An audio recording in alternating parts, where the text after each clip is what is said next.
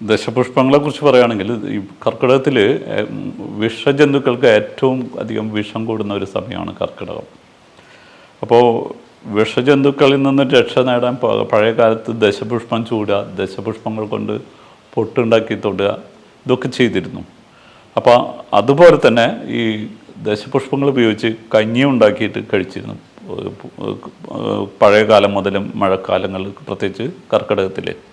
അപ്പോൾ അത് കർക്കിടകത്തിൽ ദശപുഷ്പങ്ങൾ ഉപയോഗിച്ച് കഞ്ഞി ഉണ്ടാക്കി കുടിക്കുന്നത് രോഗപ്രതിരോധ ശക്തി വർദ്ധിക്കും, അതുപോലെ തന്നെ ബുദ്ധിശക്തിയും ഓർമ്മശക്തിയും കൂടും.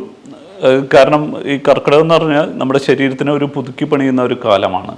അപ്പോൾ ഈ സമയത്ത് ഈ നേരത്തെ പറഞ്ഞതുപോലെ ഈ ദശപുഷ്പങ്ങൾ ഉപയോഗിച്ച് ദശപുഷ്പങ്ങളുടെ ചാറെടുത്ത് കഞ്ഞി ഉണ്ടാക്കി കുടിക്കുന്നത്, അതായത് ഒരു 250 ml ദശപുഷ്പങ്ങളെ നീരെടുക്കുക, അതിൽ ഒരു 500 ml നാളികേരപ്പാലോ പശുവും പാലോ ചേർക്കുക, ഒരു ലിറ്റർ വെള്ളം ചേർക്കുക,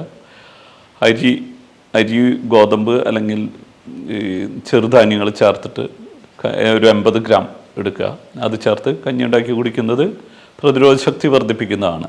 അപ്പോൾ പൂവാങ്കുറുന്നൽ, കറുക, കഞ്ഞുണ്ണി, മുക്കുറ്റി, മുയൽ ചെവി തുടങ്ങിയിട്ടുള്ള 10 ചെടികളെയാണ് ദശപുഷ്പങ്ങൾ എന്ന് പറയുന്നത്. ഈ 10 ചെടികളും വളരെ പവർഫുള്ളായതുകൊണ്ടാണ് നമ്മൾ ദശപുഷ്പങ്ങൾ എന്ന് പറയുന്നത്. അപ്പോൾ അതായത് ചെറിയ ചെടികളാണ്, എന്നാൽ കൂടി ഏറ്റവും പവർഫുള്ളായിട്ടുള്ള ചെടികളാണ്. അപ്പോൾ ഇതുപയോഗിച്ച് നമ്മൾ മഴക്കാലത്ത് കർക്കിടകത്തിൽ കഞ്ഞി ഉണ്ടാക്കി കുടിക്കുന്നത് രോഗപ്രതിരോധ ശക്തി വർദ്ധിപ്പിക്കും, നമ്മുടെ പ്രതിരോധ ശക്തി വർദ്ധിപ്പിക്കും, നമ്മുടെ ആരോഗ്യം നിലനിർത്തും.